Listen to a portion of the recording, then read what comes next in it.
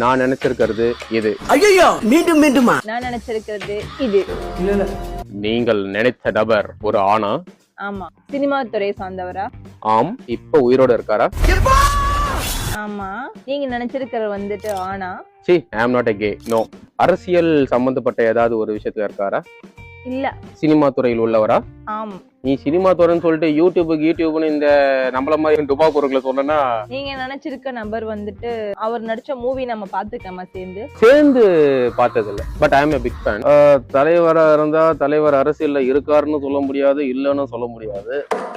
அப்ப வர அவர் நடித்த படத்தை நம்ம 2 பேரும் சேர்ந்து பார்த்திருக்கோமா? பாத்திருக்கோம். நீங்க நினைச்சிருக்க நபர் வந்துட்டு கிளிகிளிப்பான மூவி நடிக்கிறவங்களா?